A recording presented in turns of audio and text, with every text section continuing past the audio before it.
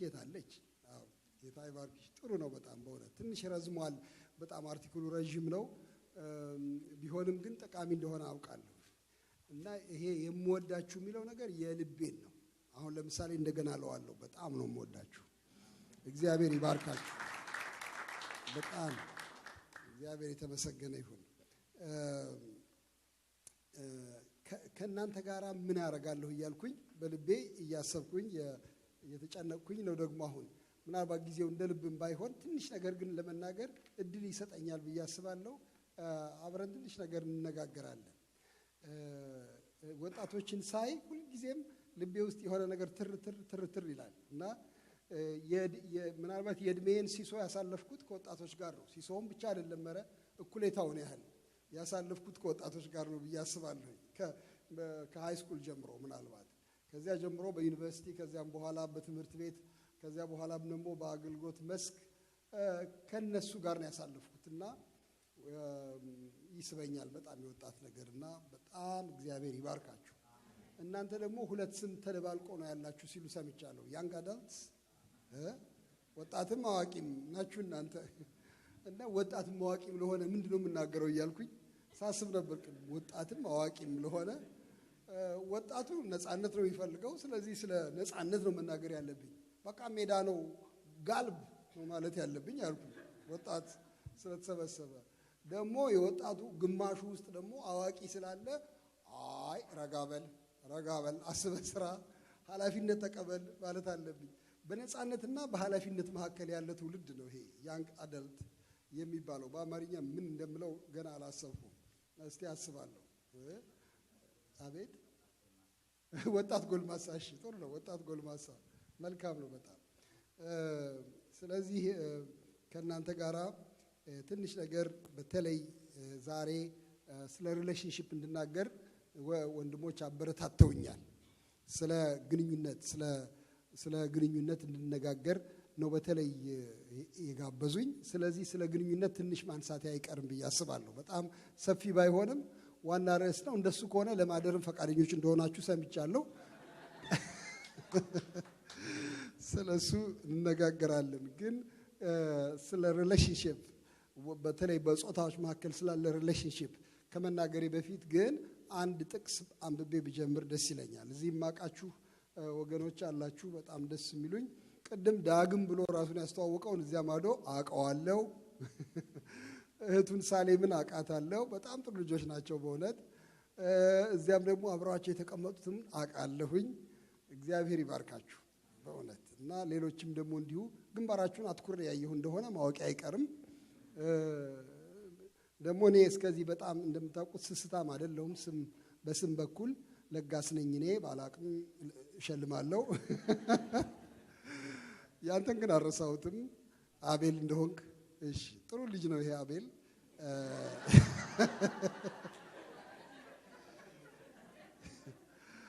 ያ የእውነቴን ነው በጣም he's so inviting እና እግዚአብሔር ይባርከው የስጦታ አይነት ልዩ ነው እያልኩኝ በቀደም ሳስተምር ነበር አንዱ ስጦታ ፈገግታ ይባላል አልተጻፈም እርግጥ እዚህ ቆሮንቶስ ላይ አልተጻፈም ግን እኔ ሊስቱ የተዘጋ አይመስለኝም የስጦታ ሊስቱ አልተዘጋም 23 ገደማ እንደዚህ አለ መሰለኝ የተዘረዘረ ግን ስጦታ ይሄ ብቻ ነው ብሎ አልዘጋውም መጽሐፍ ስለዚህ እኔ ፈገግታን አስገባለሁ እዚያ ውስጥ ለአንዳንዶቻችን እሱ ተሰጥቶናል ብዬ አስባለሁና እግዚአብሔር ይመስገን ላነብላችሁ የፈለኩት አንድ ጥቅስ በጣም የታወቀ ነው በተለይ በየለቅሶ ቤቱ ይሄ ሳይነበብ አይቀርም በምንም አይነት ለቅሶ ቤት ምደርሱ ከሆነ ሰርግ ቤትም ይነበብ ይሆናል አላውቅም አንዳንድ ጊዜ ሰርግ ቤትም ይነበባል ሮሜ ምዕራፍ 8 ቁጥር 28 እስከ 30 ያለው ነው እሱን በማንበብ ልጀምር ፈልጋለሁ እሱ በጣም ጥሩ ጥቅስ ነው ግን አንዳንድ ጊዜ ሚስ አንደርስታንድ እናደርገዋለን ቢሆንም እሱን በማንበብ እጀምራለሁ እግዚአብሔርንም ለሚወዱት እንደ ሐሳቡም ለተጠሩት ነገር ሁሉ ለበጎ እንዲደረግ እናውቃለን።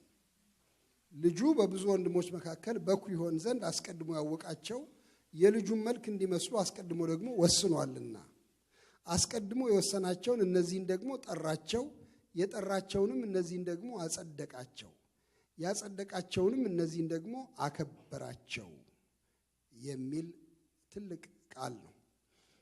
እስቲ አጭር ጸሎት እንጸልይና ከዚያ የምንነጋገረውን አብረን እናያለን። እግዚአብሔር ሆይ በቅዱሱ ስምህ ተሰብስበናል።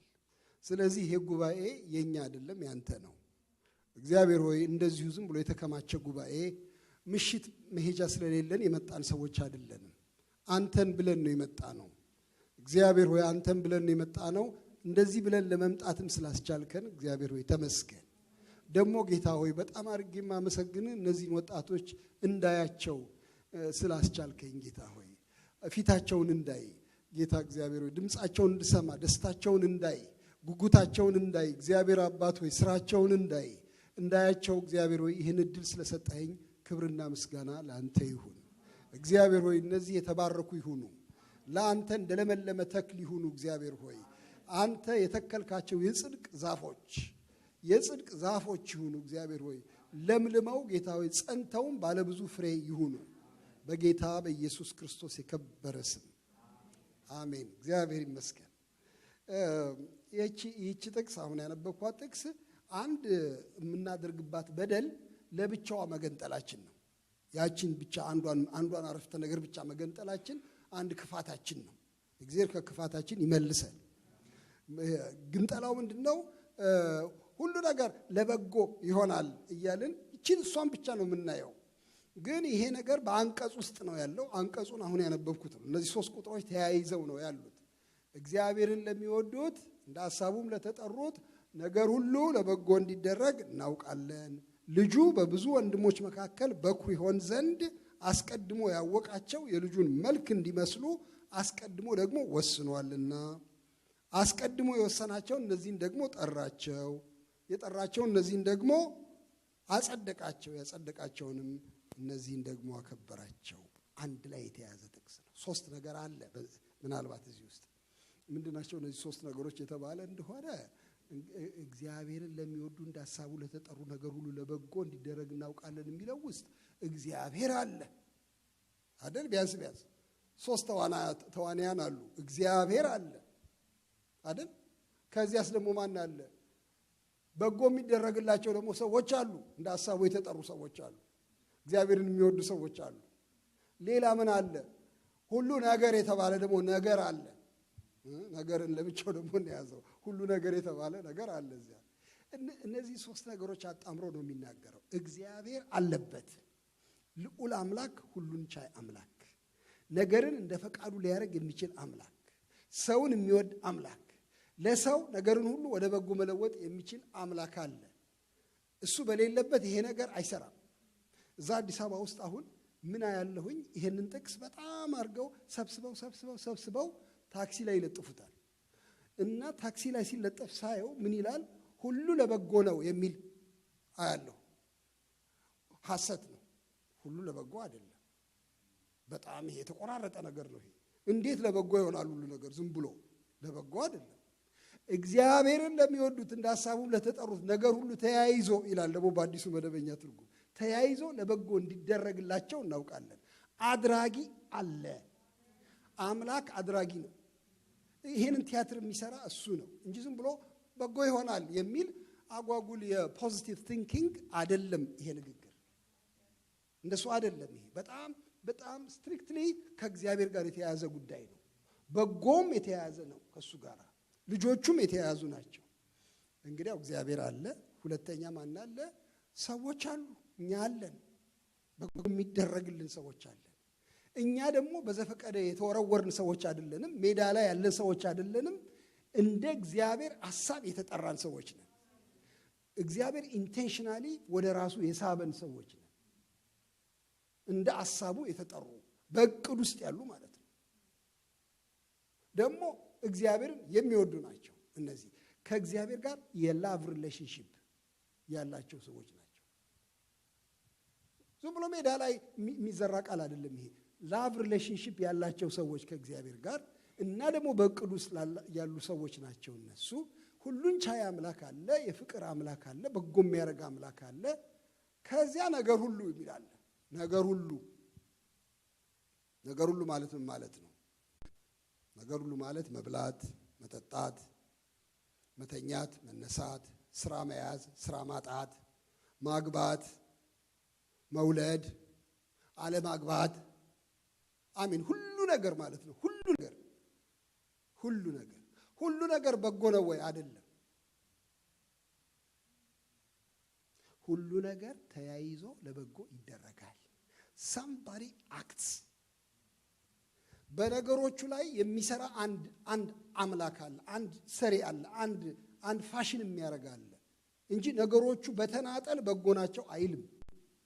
በቃ አንዳንድ ሳሳት ብዬ ነው። በተናጠል በጎ ናቸው አይልም፣ ግን ተያይዘው ለበጎ ይሰራሉ ነው የሚለው።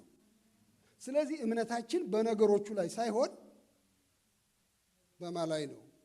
በሰሪው ላይ ነው። ምናልባት አንድ ምሳሌ ብቻ ልመስልና ከዚያ በኋላ ወደዛኛው ርዕስ ደግሞ ብንሻገር ደስ ይለኛል። የተያያዘ ነው እውነት ለመናገር ርዕሱ። እኔ ምንድን ነው የሚታየኝ? ይሄን ጥቅስ ሳነብ አንድ ጊዜ ልብ ብዬ ሳስበው ምን ታየኝ? አንድ ሰው በጠላት የተከበበ ሰው መካከል ሜዳ ላይ ቆሞ ጠላቶቼ ከበውኛል እያለ የሚጨነቅ ሰው፣ ከዛ አንዱ ጠላቱ ጦር አምዘግዝጎ ወደሱ ሊሰነጥቀው ሲወረውር የሚታየው ሰው ነው የሚታየኝ። ከዛ ሰውየው ወረወረው ደረቴ ላይ ነው የሚሰካው ብሎ ሲፈራ ጦሩ እየተምዘገዘገ መጥቶ አጠገቡ ትክል ሲል የሚታየኝ ለኔ የሚታየኝ ነው ነገራችሁ ሲል ሌላኛው ደግሞ ጠላት ይመጣና እንደገና ሌላ ጦር አምዘግዝጎ አሁንም ወደሱ ይሰብቃል። ሲወረውርበት ምን እንደሚያደርግ ግራ ይገባው። ይሄማ አያስተርፈኝም አናቴን ነው የሚለው ሲል በጎኑ ሄዶ ትክል እንደገና ነፍሱ ትመለሳለች። እንደዚህ እየተወረወረበት ዙሪያውን በብረት ጦር በኋላ የብረት ቤት ይሆንለታል። ያ ጦር ተሰብስቦ እና እንዴ አሁንማ ምንም አይነካኝም ብሎ ይላል። That's exactly what this verse means ለኔ። የሚወረወር ማናቸውም ጦር ማናቸውም ነገር ተያይዞ በጎ ይሆንልናል፣ እግዚአብሔር ያደርግልናል። እግዚአብሔር ይመስገን። በህይወት ውስጥ ትምክህታችን ይሄ ነው ወገኖች። በቃ እግዚአብሔር አለ በጎ አድራጊ፣ ቀማሚ አምላክ አለ። ብትፈልጉ በወጥ ምሳሌም ብናገር ይችላል። እና ወጥ በሊታዎች እንደሆናችሁ እገምታለሁ። ይኸውላችሁ አሁን ለምሳሌ ጨው ለብቻው በጣም ጥሩ ነው፣ በጣም ጥሩ ነው። የሆነ ነገር ይሰራል። ግን ይበላል እንደ ጨው በማንኪያ ትልሳላችሁ? እኔ እንጃ። ስኳር ቢሆን ትንሽ ይሻል ነበር። ጨው አይላስ። እሺ ጥቁር አዝሙድ አንተ ጠባለህ ከጥቁር አዝሙድ ጋር ምንም ለምን ትጣላለህ? ግን እያፈስክ ትበላለህ እንዴ? አንበላ። ግልጽ ነው። በርበሬማ ያቃጥላል። በጣም ነው የሚያቃጥለው። ብቻውንማ ይፋጃል። ግን ምን ታረጋለች ቀማሚዋ? እየለካች በርበሬውን እየለካች ቅመሙን፣ ዘይቱን፣ ጨውን ታረግና ታሽና ጊዜ ታጠፋና እሳት ታነድና ድስቱን ታማስልና የሚጣፍጥ ነገር ታወጣለች። ኤቭሪቲንግ ተያይዞ ለበጎ እንዲደረግ እናውቃለን። ስለዚህ ይሄ ነገር አድራጊው ላይ ነው ፎከሱ። ሁሉን ነገር ቀምሞ ለእኛ መልካም ሊሰራ የሚችል አምላክ አለ። እግዚአብሔር ይመስገን። ትምክህታችን በሱ ነው። አሁን ለምሳሌ በዮሴፍ ህይወት እንደሱ አይደል የሆነው? that's exactly what happened። ዮሴፍ ሁሉ ነገር ተያይዞ ለበጎ የተደረገለት ሰው ነው። ለምሳሌ የወንድሞቹ ጥላቻ፣ አሁን የወንድሞቹ ጥላቻ ጥሩ ነገር ነው ለብቻው? ሲንጉላርሊ አሁን የወንድሞቹን ጥላቻ ብታወጡ ጥሩ ነው እንዴ? አይደለም። በርበሬ ነው የሚመስለኝ እኔ የወንድሞቹ ጥላቻ። ይግባ ግድ የለም ብሏል ጌታ። የምድያም ነጋዴዎች እነዚህ የባሪያ ፈንጋዮቹ ለብቻቸው ጥሩ ናቸው እንዴ? ዘመዶቹ ናቸው እንዴ የዮሴፍ? እነዚህ ባሪያ የሚነግዱቱ ናቸው እንዴ? አይደሉም። ግን ግባ አለው ጌታ። እሱንም ከቅመሙ አንድ ክፍል ይሆናል። አይገርምም ይሄ ነገር? የራራለት አንደኛው ወንድምየው ለምሳሌ እንግደለው ሲሉ የለ ግድ የለም አትግደሉት ባይሆን እንሽጠው ያለው ጥሩ ነው እንዴ? ለብቻው እስከዚህ ጥሩ አይደለም፣ ግን እሱንም ግባ አለው። እስር ቤቱ ጶጢፋራ ቤት ያቺ ሴት የሰራችው ስራ ጥሩ ነገሮች እኮ አይደሉም፣ ግን ሲቀመም ለካ ተቀምሞ ሰውየውን ጠቅላይ ሚኒስትር የሚያደርግ አስገራሚ ወጥ ነው። እግዚአብሔር የተመሰገነ ይሁን። ስለዚህ እግዚአብሔር ነው የሚሰራው ለበጎ በህይወታችን። እኛ እንድንወደው ብቻ ነው የተጠየቅነው፣ በሱ እንድንታመን ነው የተጠየቅነው። እግዚአብሔር ይባረክ። እሺ ይሄ አሁን ምን ያገናኘዋል የምትሉኝ ከሆነ ትንሽ ነገር ልጨምርላችሁ። በጎ ምንድነው ብለን መጠየቅ እኮ ይገባናል። ለበጎ በጎ ምንድነው? አልቲሜት የሆነ በጎ ምንድነው? እዚያ ላይ ምን ይላል? የልጁን መልክ ይመስሉ ዘንድ አስቀድሞ ወስኗልና ብሎ ያያይዘዋል። ስለዚህ የመጨረሻው በጎ is that we be in the likeness of Christ። ይሄ ነው። እነዚህ ነገሮች ተያይዘው የኛን ፊት የልጁን መልክ ያስመስላሉ። ውሳኔው ይሄ ነው። ስለዚህ በጎ ስታስቡ በጎ የምትሉት ምንድነው እናንተ? I believe ለምሳሌ ጥሩ ኑሮ መኖር በጎ ነገር ነው። ምንም መጥፎ ነገር የለውም። ለምሳሌ ትዳር መጥፎ ነው? ጥሩ ነው። ቤዚካሊ ጥሩ ነገር ነው። ልጅ ማግኘት ጥሩ ነገር ነው። መማር ጥሩ ነገር ነው። ግን አልቲሜት በጎ የልጁን መልክ መምሰል ነው። ከሱ ጋር ነው የሚያያይዘው። እግዚአብሔር የተመሰገነ ይሁን። ወደሱ እንዲያደርሰን ያደርጋል። እሺ ይሄን ካልኩኝ በኋላ እንግዲህ ስለ ሪሌሽንሺፕ ምን ልናገር? እግዚአብሔር በህይወታችን ከሚሰራቸው አንድ በጎ ነገር መካከል ይሄ የግንኙነት ጉዳይ ነው። ስለሱ ምን ልናገር? አንድ 3 ነገር ብቻ ተናግሬ ከዛ ጊዜ ከተገኘ እናንተ እንድትጠይቁ ክፍት አደርጋለሁ። ጊዜ የጠፋ እንደሆነ ሾልኬ እወጣለሁ። እሺ 3 ነገር። አንደኛው መሰረታዊ ነገር ማንሳት ጥሩ ነው። ስለዚህ ጉዳይ መጽሐፍ ቅዱስ የሚለው መሰረታዊ ነገር ምንድነው? 3 መሰረታዊያን ነገሮች ላንሳ። ስለ ወንድና ሴት ግንኙነት፣ ስለ ጾታ ግንኙነት፣ ስለ ለጋብቻ የማሰብ ግንኙነት፣ ስለሱ ነው የምንነጋገረው። ሌላ ሪሌሽንሺፕ አይደለም። ስለ ስራ ግንኙነት ለምሳሌ አሁን አላነሳም።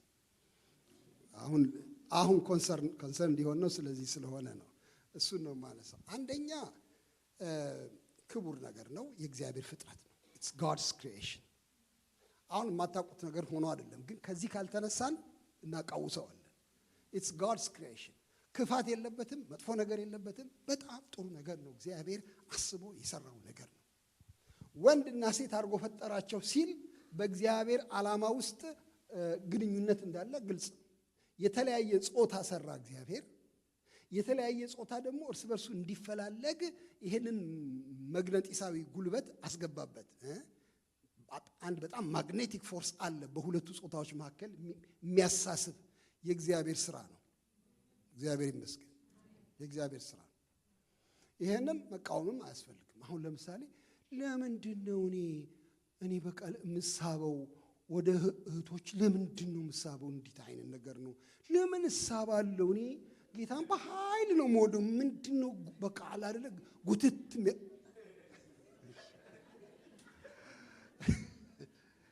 እሱ ነው የሰራው። በእውነት እኔ ምንም ልላችሁ አልችልም። and this is God's creation። በጥበቡ ነው ያደረገው። በእውነት በጥበቡ ነው ያደረገው። እና መሳሳብ በራሱ ክፋት አይደለም በፍጹም። ለምሳሌ ለአዳም ማን ነው እሷ የተሰራችለት? ባክ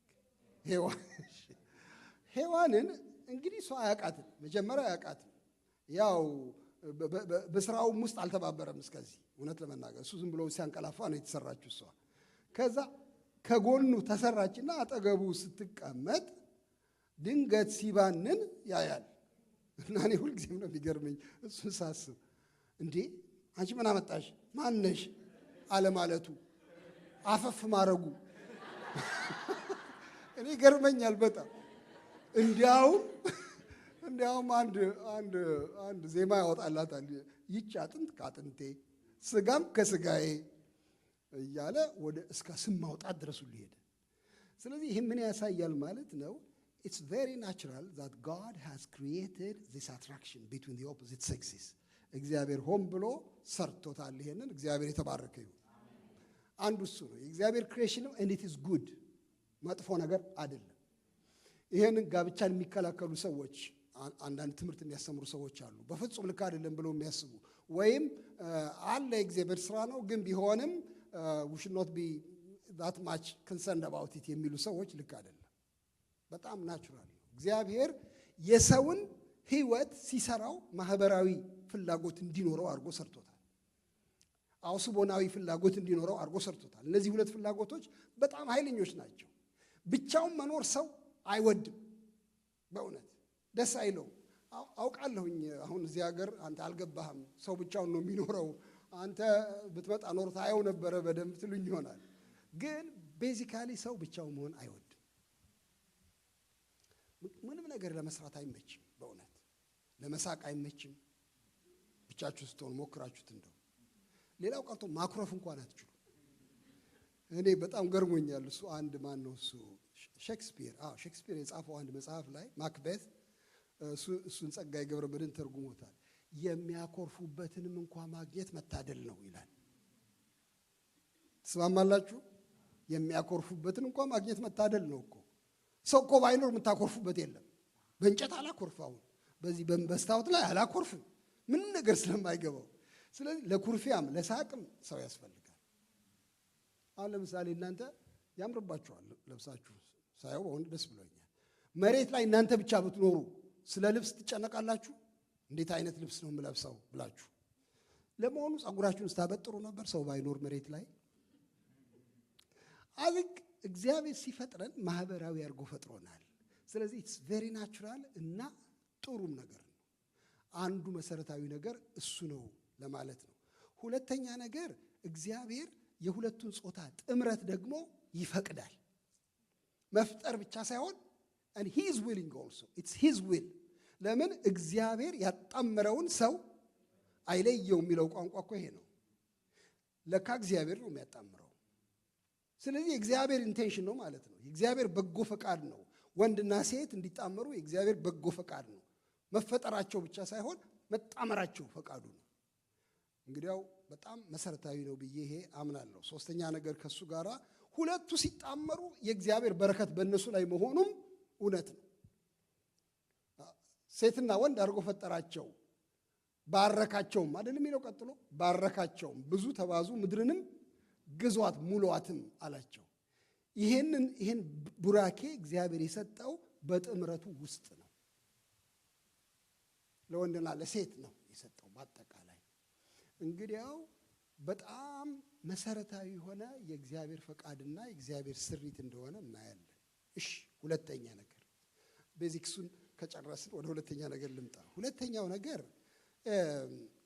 ከግንኙነት አንፃር እኔ በጣም አስፈላጊ ነው ዋና ነው የምለው እኔ ከሌላው ሰው ጋር ከመገናኘቴ በፊት እና በላይ ራሴ ማን እንደሆንኩኝ አስቤ የራሴን ማንነት ማዳበር ዲቨሎፒንግ ዋንሰልፍ ወይም ካራክተር ፎርሜሽን በጣም ዋና ነው ብዬ አስባለሁ።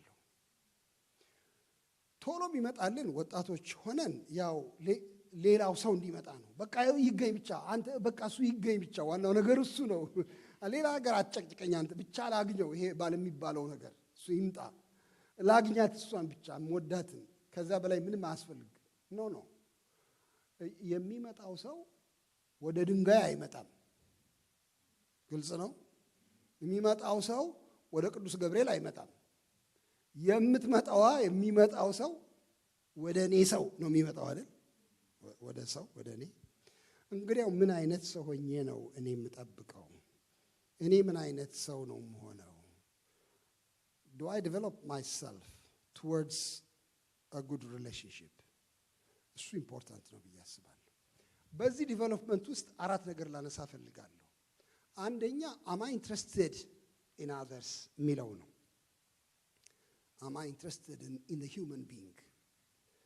እና ይሄ በጣም ኃይለኛ ጥያቄ ነው። ስለ ሰው ይገዳችኋል ወይ? እኔ መቼም ወደ ጥሩ ሪሌሽንሺፕ ከመግባት በፊት ይሄ አንዱ መዳበር ያለበት ባህሪ ነው። Are you concerned about people? This is a very general question. ስለ ሰው ታስባላችሁ ወይ?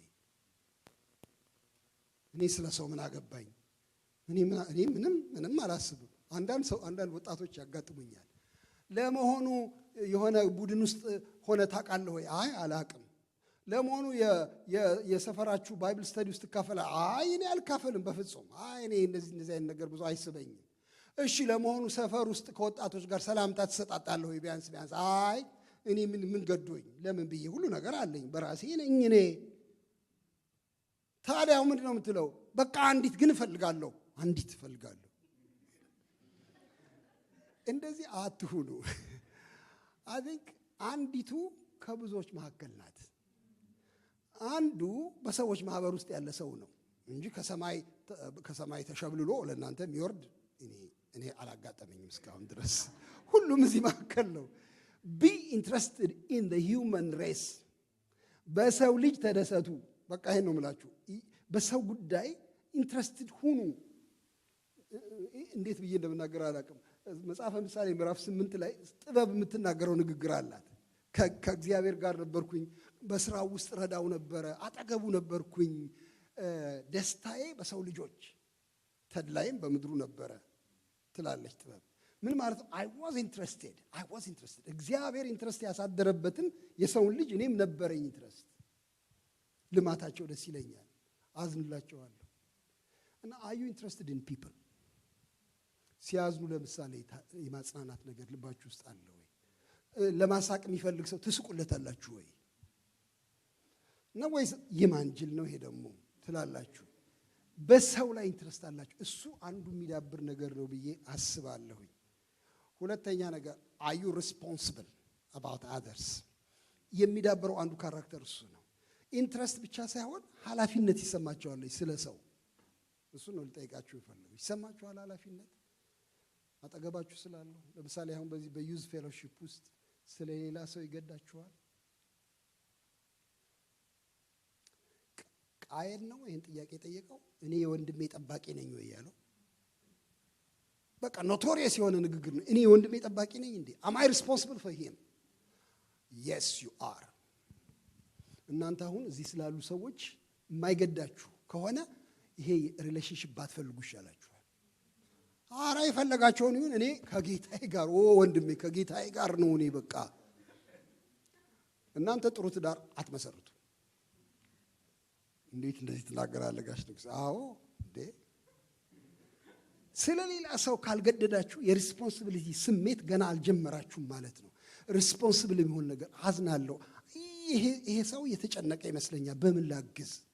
ምንም አይነት ሰው ይሁን በሌላ ኢንተረስት አይደለም፣ ብቻ እሱን እንዴት ልርዳ የሚል የኃላፊነት ስሜት፣ እሱን ማዳበር ያስፈልጋል ብዬ እላለሁ። ዲቨሎፒንግ ሰልፍ በሚለው ውስጥ ላነሳ ነው የፈለኩት። ሌላው በክርስቶስ ውስጥ ጽናት በጣም ያስፈልጋል። ይሄ መዳበር አለበት። ክራይስት ላይክነስ ቅድም የተነጋገርነው ነው። ብዙ ወጣቶች ያው ትዳር የማይቀር ነገር ስለሆነ እንደምንም ብዬ እሱን ላሳደው፣ ይሄ ጌታን ነገርማ ደርስበታለሁ ማለት እድሜ ልኬን አይደል ይደርስበታለሁ ማለት እሱማ አይቀርም። እሱማ አትበሉት፣ ዋና ነገር ነው። እሱ ዋና ነገር ነው። ለእናንተ ይሄን አልነግርም። ከክርስቶስ ጋር ያላችሁን ግንኙነት ስታዳብሩ እግዚአብሔር ለበጎ ነገር ያሰናዳችኋል። እናንተ ለትዳር ብላችሁ አይደለም ህይወታችሁን የምታሳምሩት፣ ከጌታ ጋር ለመኖር ነው። ግን ከጌታ ጋር ለመኖር የሚያስችል ህይወት ስታገኙ የሚገርም ነው፣ ከሰው ጋር ለመኖርም የሚያስችል ይሆናል እሱ።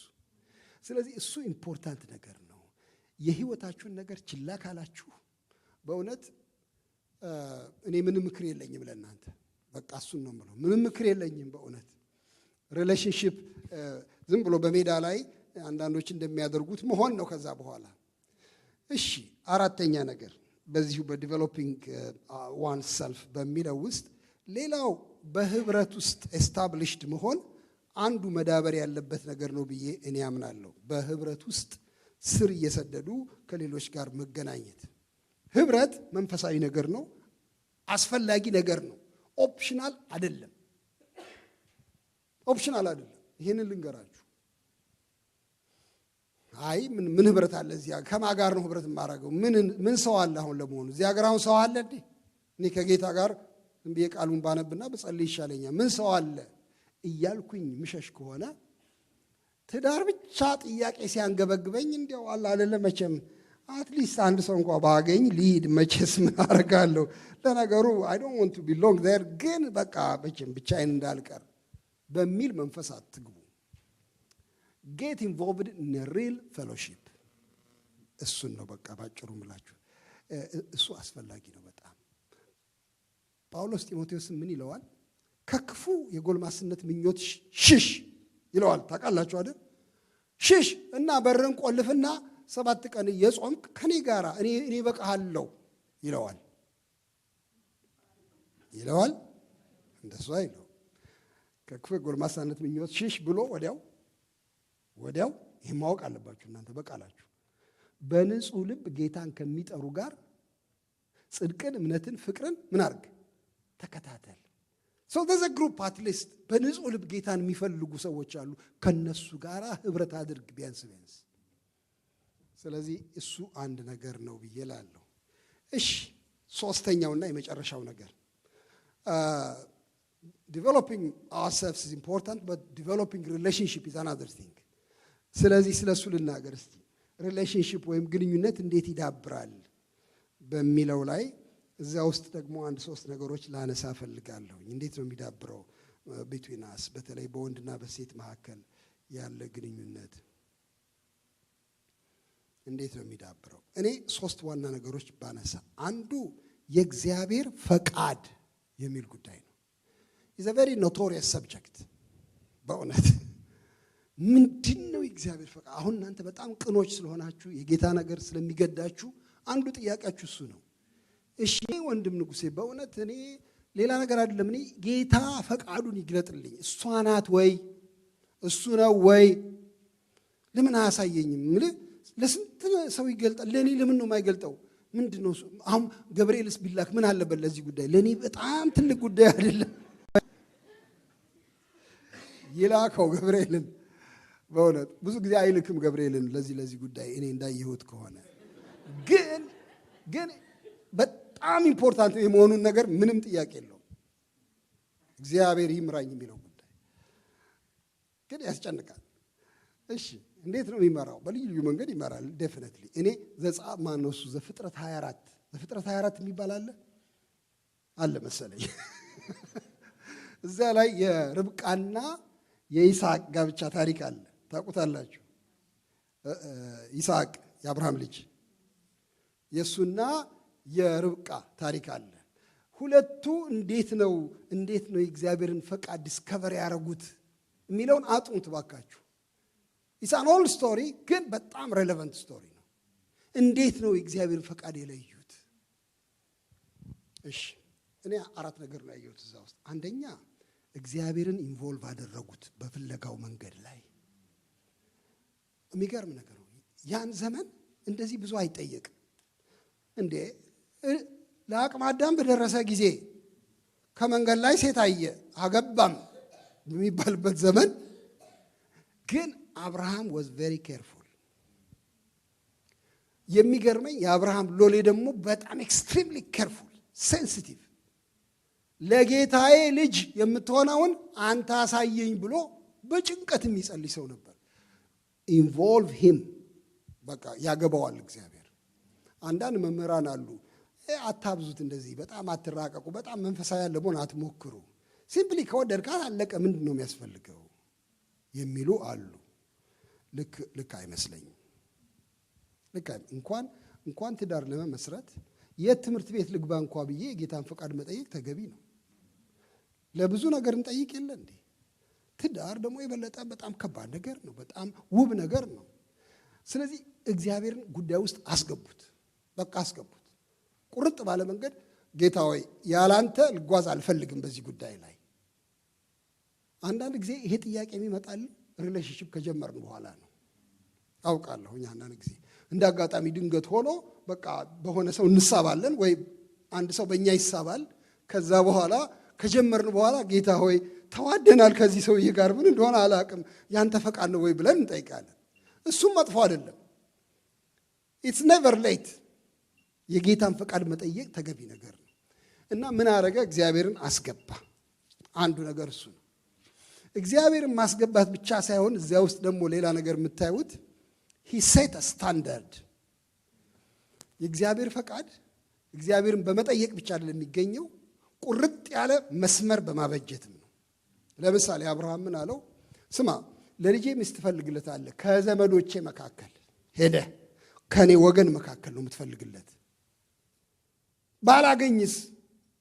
ለምሳሌ ልጅቱ አልመጣም ብትለኝስ? ዕዳ የለብህም፣ በቃ ፈትቻለሁ። በምንም አይነት ልጄን አትውሰደው፣ እግዚአብሔር የማለው እዚህ ጋር ነው።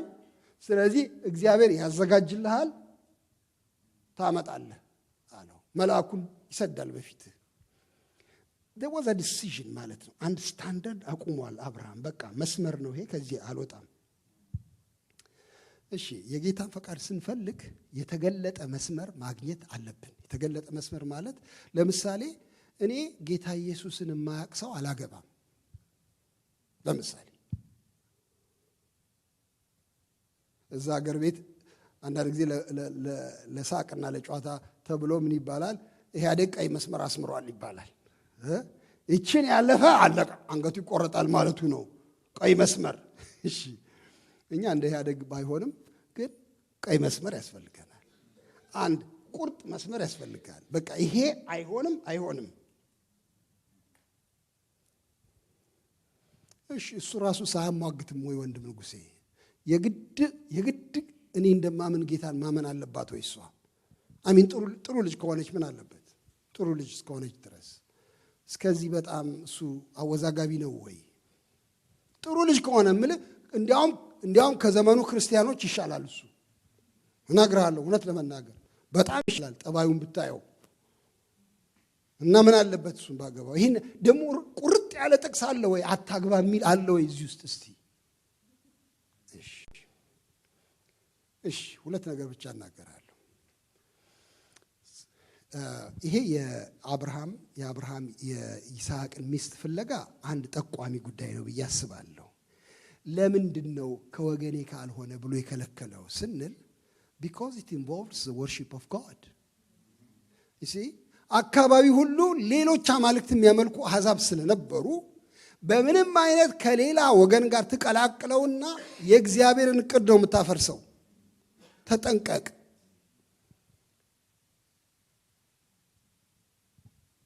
ኢምፕሊኬሽን አለው ከመስመሩ ስንሻገር and serious implications። ያገቡ አውቃለሁ፣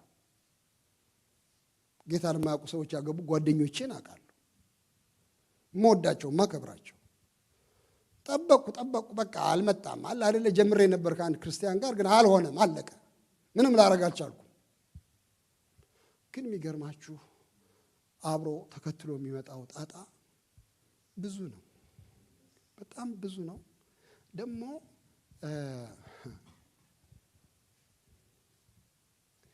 ትዳር ራሱ ትርጉሙ ምንድን ነው? ከቶውኑ ሁለት ሰዎች አብረው መኖራቸው ብቻ ነው እንዴ? የኛ ትዳር የክርስቲያን ትዳር እንኳን ትዳር መብላት መጠጣታችን እንኳን ለሱ ክብር አይደለም እንዴ? እሱን ለማክበር ይመቻል ወይ? ከማያምን ሰው ጋር መጣመር በብዙ ረገድ እንቅፋት ነው የሚሆነው፣ በብዙ ረገድ ስቃይ ነው የሚሆነው። ጥሩ ሰው እንኳን ነው እያል ነው። ልክ ነው። በእግዚአብሔር ቸርነት ምክንያት አንዳንዶች ካገቡ በኋላ ወደ ጌታ ይመጣሉ። ግን you cannot guarantee that። የድፍረት አካሄድ ነው የምትሄዱት። እንደዛ ስትሄዱ ደግሞ መጽሐፍ ቅዱስ ላይ ፍንጭ አለ። ቆሮንቶስ ላይ በጣም የተገለጠ ቃል አለ፣ እዚያ የምታውቁት ነው። ቆሮንቶስ 6 ላይ ከማያምኑ ጋር በማይመች አካሄድ አትጠመዱ የሚለው ሰው በብዙ እንደሚተረጉመው አውቃለሁ። ሰፊ ነው ፍቺው። ምንድነው መጠመድ የሚለው? ግን አትሊስት መቀራረብን ያሳያል፣ አብሮ መጓዝን ያሳያል። ጋብቻ የመጠመድ ነገር ነው፣ የቀንበር ነገር ነው። ምንም ጥያቄ የለው። ምን ስምምነት አለው የሚል ጥያቄ ያነሳል። ግን ይሄ አይበቃም። በእውነት ይሄንን ኤክሴጀቲካሊ በሌላ መንገድ መተርጎም ይቻላል። የግድ የጋብቻ ግንኙነት ላይሆን ይችላል የሚል ሰው አለ። ግን አንድ ፍንጭ ያገኘሁት የት ጋ ነው? እዚያው ቆሮንቶስ ላይ ይሄ ወንድማችን ጳውሎስ ሲናገር ምን ይላል? ስለ ጋብቻ ምክር ተጠይቆ ምክር እየሰጠ ያለ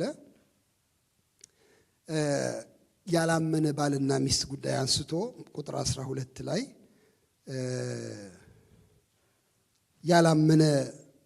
ያላመነች ሚስት ያለው ቢኖር ከሱ ጋር ልትቀመጥ ብትስማማ አይተዋት ይላል።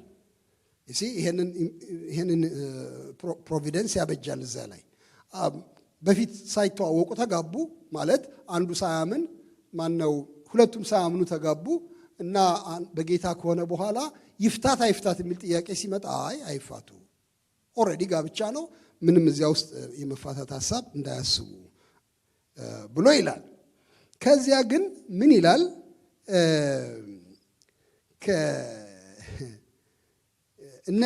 እነዚህ ሰዎች ምናልባት ለማግባት ቢፈልጉ እንዴት ባለ መንገድ ማግባት እንዳለባቸው ሲናገር ምን ይላል?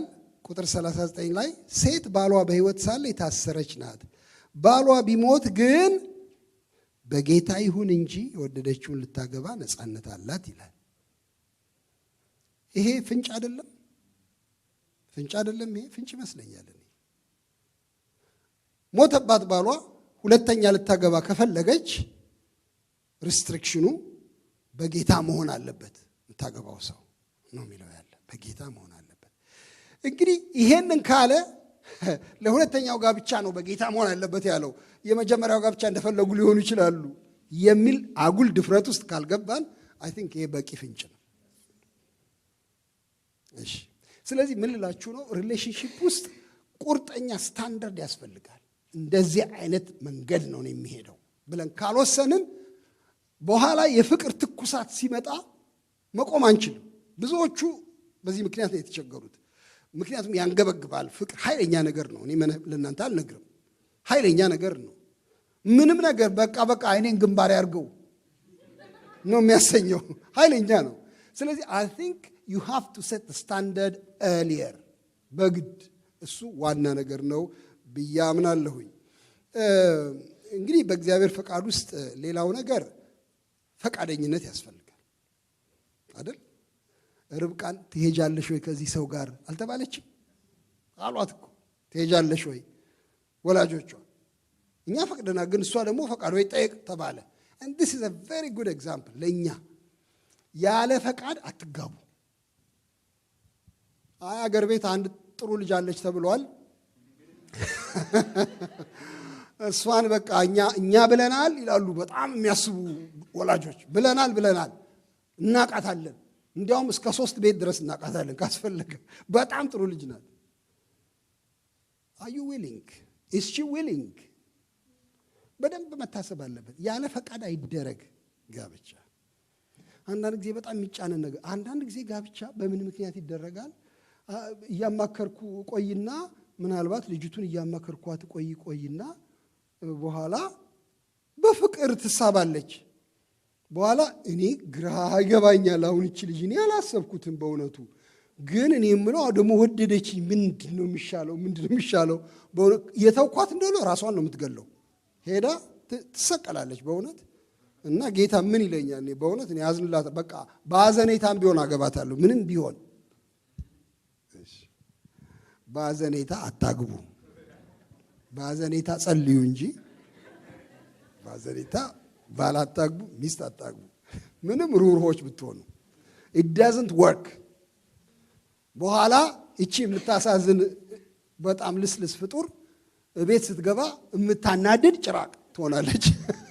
ከዛ በኋላ ሀዘኑም ይጠፋል፣ ፍቅሩም ይጠፋል፣ ትዳሩም ይፈርሳል።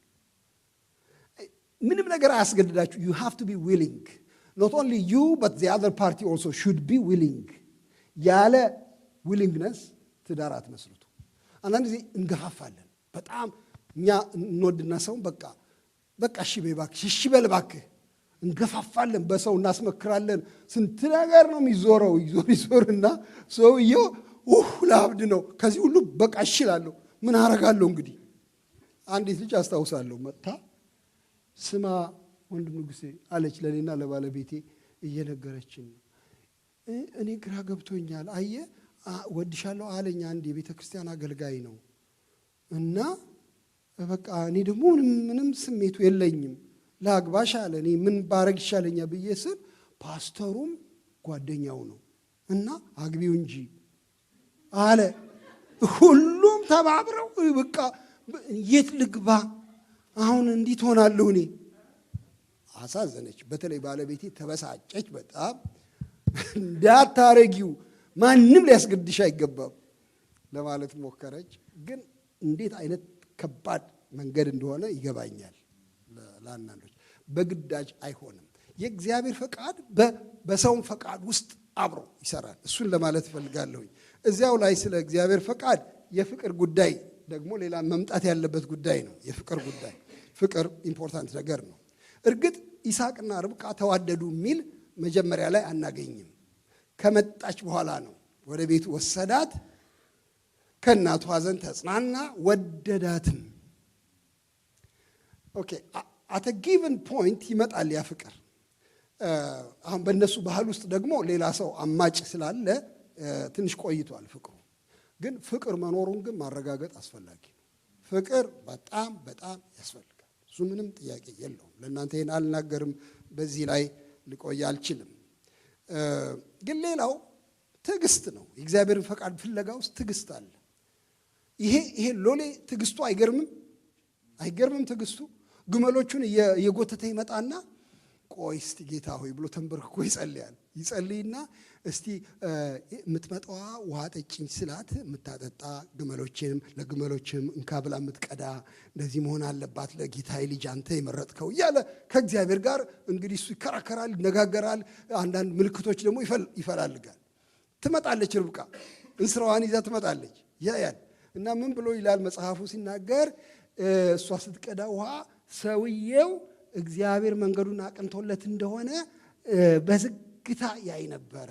he was quiet and there must be a time of quietness between relationships. ዝም ብላችሁ ጌታው ይሄው እንዳልኩት መጣች ይሄው ራሷ መጣች እኮ እያላችሁ አፈፍ አታርጉ። ወይ እንደሱ ዝም ብላችሁ ራሳችሁን አትወርውሩ። ደግሞ ስጸልይ ነበር ጌታው ይሄው አመጣው፣ ሰውየው ጠየቀኝ እኮ ራሱ እኮ ጠየቀኝ አትባባሉ። ትንሽ ትዕግስት ውሰዱ። is it God working in the relationship ውስጥ? is there a sign of peace? is there a sign of true love? ቀስ ብላችሁ ፈትሹ። እነዚህ ነገሮች ሲጣመሩ የእግዚአብሔር ጋይደንስ ናቸው ብዬ ገምታለሁ። እንደዚህ አስባለሁ።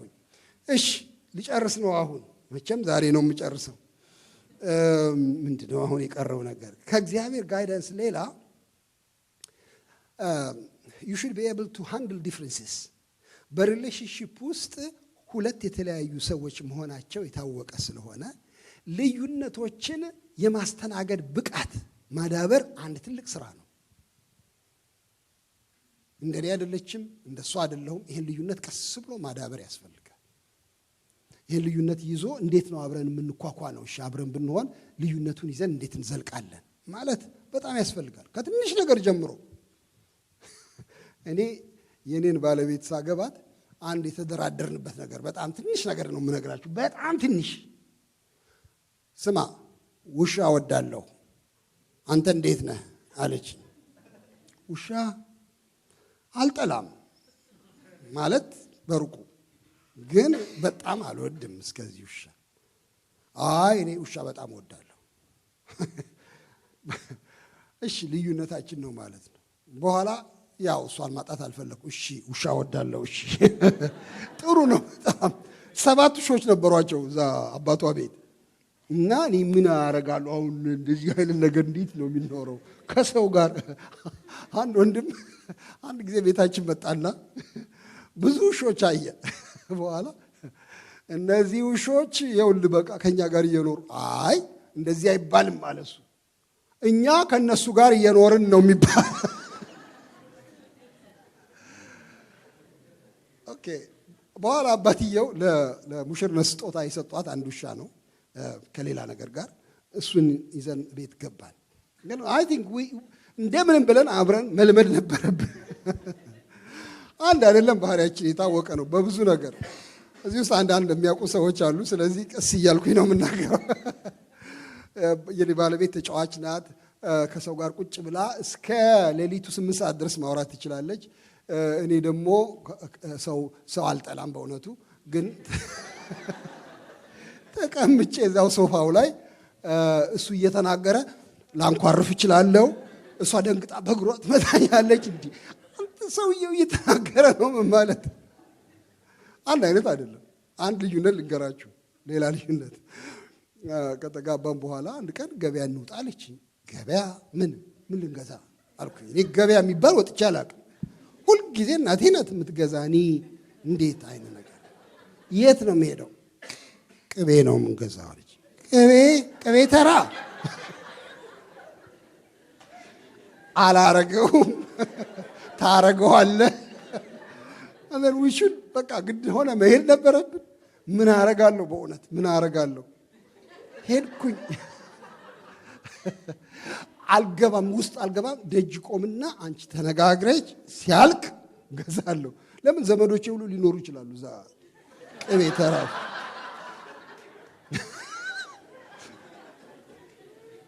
ኦኬ there are differences። እነዚህን ዲፍረንሶች ማስተናገድ የምንችልበትን አቅም ማዳበር ጥሩ ነው። ገና ሳንጋባ በፊትም ከተጋባም በኋላ የሚወጡ ብዙ ዲፍረንስስ አሉ። ግን አስቀድሞ ትንሽ መነጋገር በጣም ያስፈልጋል። ግን ልዩነቶችን ለመቀባበል መጀመሪያ ራሴን ማወቅ ነው ያለብኝ። ዱ ዩ ኖ ዩርሰልቭስ? ይሄ ነው ጥያቄ። ብዙ ሰው ራሱንም አያውቅም እንኳን ሌላውን ፓርትነር። ስለዚህ እስቲ ትንሽ በሰልፍ ዲስከቨሪ መንገድ ሂዱ። ምንድነው የምወደው? አክቹዋሊ ምንድነው የሚስበኝ ነገር? ምንድነው የሚጎፈንነኝ ነገር? የሚያስጠላኝ ነገር ምንድነው? ቀስ ብላችሁ ራሳችሁን ፈትሹ። የት ጋ ነው ጥንካሬ? የት ጋ ነው ደግሞ በቃ በፍጹም የማልችለው ነገር? ፈትሹ። እሱን ዲቨሎፕ ማድረግ አንድ ትልቅ ነገር ነው ብዬ አስባለሁ። በመጨረሻ እኔ አፕሮቼብልነስ ያልኩት ነገር አለ። ተቀራቢነትን ማዳበር ያስፈልጋል። ሰዎች እንዲቀርቡ ነው። አሁን ሪሌሽንሺፕ በተለይ ሁልጊዜም እንፈልጋለን፣ ሁላችንም እንፈልጋለን። which is very natural። ምንም ኃጢአትም የለበትም፣ ደካማነትም አይደለም። ሰው መፈለግ በጓደኝነት ለትዳር የሚሆን ማሰብ ምንም መጥፎ ነገር አይደለም፣ የታወቀ ነው። ግን how do we develop approachableness? እንዴት ባለ መንገድ ነው ሰው ሊቀርበን የሚችለው? 4 ኢምፖርታንት ነገሮች አነሳለሁ። 4 ነው በየጊዜው ማነሳው። አንደኛው በጣም መቼም ተናግሬ የማልጨርሰው ሂዩሚሊቲ ነው። ትህትና። እንደ ትህትና ሰውን የሚጎትት አትራክሽን የለም። ትሁት ስትሆኑ የሚገርማችሁ ነገር ነው፣ ከየትና የት ርቀት ሰው ይመጣል፣ ይስባል። የሰው ትህትና በኃይል ይስባል። እና እባካችሁ አትታጀሩ፣ ማለቴ በጣም አትነፋፉ፣ ትልቅ ለመሆን አትሞክሩ። አይሰራም እሱ። አንዳንድ ሰዎች ምን ይመስላቸዋል? ውስጣቸው በጣም ቺኬን ሆኖ በጣም ስስ ሆኖ ግን እኔ የምልህ ዝም ብሎ በቀላሉ የምገኝ ሰው መምሰል የለብኝ። በእውነት ጀነን ላሉ ምንም አይደል። ዝም ብሎ ማንም ይፈሰኝ እንዴ ከመንገድ ላይ ራሴን ጠብቃለሁ። አይሹድ እሺ፣ ጥሩ ነው እሱ። ግን አይ ቲንክ ዲፕ ዳውን ዩ ሃቭ ቱ ቢ ሃምብል። እውነተኛ ትህትና አያስንቅም። እየቆየ ሰዎች እያከበሩት ይመጣሉ። እውነተኛ ትሁት ሰው ትህትና ብቻ አይደለም፣ ኮንፊደንስ። ሁለተኛ ነገር ኮንፊደንስ ያስፈልጋል። ትህትናና ማለት ሂዩሚሊቲ ኤንድ ኮንፊደንስ እርስ በርሳቸው እንደሚጣሉ ማን ነው የሚያወራው? የማይጣሉ ነገሮች ናቸው። ኮንፊደንስ ትህትናን አያጠፋም። ምን ማለት ነው ኮንፊደንስ? ራሴን አከብራለሁ ማለቴ ምን አባቱ አሁን ይሄ ምን አይነት ሰው ነኝ? እንደኔ አይነት ወራዳ ሰው መሬት ላይ ያለ ወይ ብዬ እያሸው በጭቃ አረግጥም። ራሴ እግዚአብሔር በቸርነቱ ያበጀኝ ሰው ነኝ። I have my own weaknesses, my strength, but I respect myself. Self-respect is very important. Self-respect ከሌለ ፊታችሁንም አታጥቡም፣ ጸጉራችሁንም አታበጥሩም፣ ልብስም አትመርጡም። ከባድ ነገር ነው። አፕሮቼብልነስ ከኮንፊደንስ ጋር ይያዛል። ራሱን የሚያከብረውን ሰው ይቀርበዋል። ኩሩን ማለት አይደለም፣ ግን ራሱን የሚያከብረውን ሰው፣ በጤናኛ መንገድ የሚያከብር ሰው። ሌላው ነገር ስትሬቺንግ ሄልፒንግ ሃንድ፣ ሌሎችን ለመርዳት መሰለፍ፣ በራስ አለመዋጥ በጣም ሰውን የሚያቀርብ ነገር ነው። ሰው ወዴት ይሳባል? የእርዳታ እጅ ወደሚዘረጋ ሰው ይሳባል። እሺ እኔ ያለሁኝ እንደዚህ ያን ነገር ላረግ I can give you a ride እንደዚህ ላረግ እችላለሁ የሚል ሰው ሲያይ ለሌላ ሰው የሚያስብ እንደሆነ ሲገምት ይሳባል። በራሱ ብቻ የተጠመጠመ ሰው ሲያይ ይፈራዋል። ሰው ከዚህ ጋርማ አብሬ ሆኜ ልተርፍ ነው እንዴ የሚያስበው ስለ ራሱ ብቻ ነው። እሱ በጣም ኢምፖርታንት ነገር ነው። ኢንቮልቭመንት ማለት ይሄ ነው። ሌላ የመጨረሻው ነገር ኢሞሽናል ባላንስ ያስፈልጋል። የስሜት ሚዛን ያስፈልጋል። በጣም ይሄ ስሜቱን የማይቆጣጠር ሰው አፕሮችብል አይደለም። እንዴ የሆነ ነገር ከነገርኩት ያብዳል ሰውየው። እንዴ እኔ ከሱ ጋር እንዴት ብዬ አንድ ቀን ሰማይ አንድ ቀን መቀመቅ ይገባል። እኔ እኮ ምንም ሚዛን እኮ የሌላት ናት እሷ። አሁን ከሷ ጋር እንዴት እናገራለሁ? ስሜታችሁን የመግዛት ልምምድ ማድረግ ጥሩ ነው። ኢሞሽናል ኢንተሊጀንስ ብለው ይሉታል በዚህ በማኔጅመንት ዙሪያ ያሉ ሰዎች። ግን ባላንስ ያስፈልጋል። እንዴት ነው ስሜቴን የሚይዘው? እሺ ይበቃኛል እዚህ ጋር እነዚህ ነገሮች ከተናገርኩኝ። ሶስት ነገር ነው ያነሳሁት። መሰረታዊ መጽሐፍ ቅዱሳዊ ዕውቀት ስለ ግንኙነት፣ ቀጥሎ ራስን ስለማዳበር እና በመጨረሻ ደግሞ ሪሌሽንሺፕን ስለማዳበር ነው የተናገርኩት። እንደው የሆነ ነገር መተንፈስ አለብኝ ወንድም ንጉሴ እንደው የሚል ሰው ካለ ተናግሮ ከዛ እጨርሳለሁ። ይሄ መጨረሻው ነው የሚሆነው።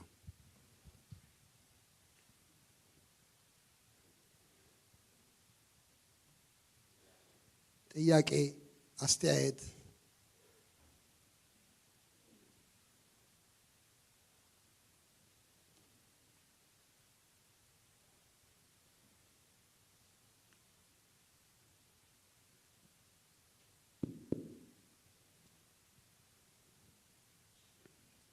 እሺ እዚያ ማዶ የተጠየቅን ነው። ሌላም ሰው ካለ ሊጠይቅ ይችላል። እግዚአብሔር አምላካችን የተባረከ ይሁን። አሜን። ነገሩ ረጅም ነው፣ ግን አጠር አድርጌ የበለጠው ለልጆቼ ይጠቅማል ብዬ ያሰብኩትን ለመናገር ፈልጋለሁ። ምንድነው? ከሁሉ በፊት እግዚአብሔርን መጠየቅ።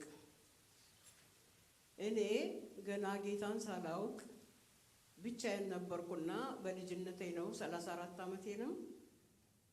ውሃ አጣጭ እፈልጋለሁ። አምላኬ እግዚአብሔር ሆይ ውሃ አጣጭ ስጠኝ፣ የማይጠጣ የማያጨስ ብዬ እግዚአብሔር አምላኬ ለመንኩትና ወንድሜን ሰጠኝ። ሁለታችንም ዓለማውያኖች ነን። ስንኖር አንድ 16 ዓመት ከቆየም በኋላ እኔ ጌታን ተቀበልኩ። እግዚአብሔር የተባረከ ይሁን። ሕይወት አገኘሁ። ከዛ ደግሞ ቆየና ወንድሜም ደግሞ ጌታን አገኘ። እግዚአብሔር የተመሰገነ ይሁን። አንዲት ልጅ ወልደናል፣ ሴት ልጅ። በሷም መንገድ ነው ወደዚህ የመጣ ነው። እግዚአብሔር የተባረከ ይሁን። እኔ ሌላ በልጅነት ያገባሁት ባል ነበረኝና ከሱ የወለድኩት ልጅ አለች። አሁንም ኢትዮጵያ ነው ያለችው። እሷ አገባለሁ ከቤልጅየም ነው የመጣሁት ብሎ በሰው መጣ። ከተዋወቁ በኋላ ነው እኔ የሰማሁት። እግዚአብሔርን ግን አልጠየቅኩትም። ፈቃድህ ነው ወይ ጌታ ሆይ አላልኩትም። እሷ አምጥተዋለች። በቃ ቤተኛ ሆነ። በመጣ በሳምንቱ እንትን ለወጠ።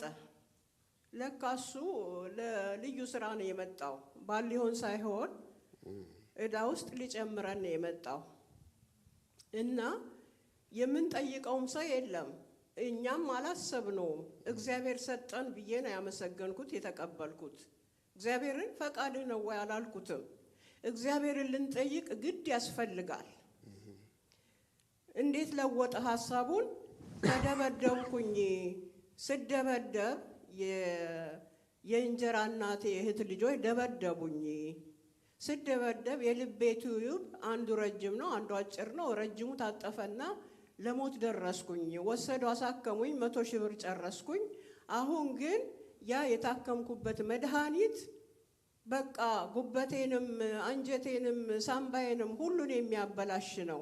እሱን የሚያጥብ 1200 አንድ መርፌ ለሱ ገንዘብ ሲጭኝ ሲል ስንት ደረሰ? 300 ሺህ ብር። 300 ሺህ ብር ሲደርስ 170 ሺህ ብር ከወንድሟ ነው የወሰደችው።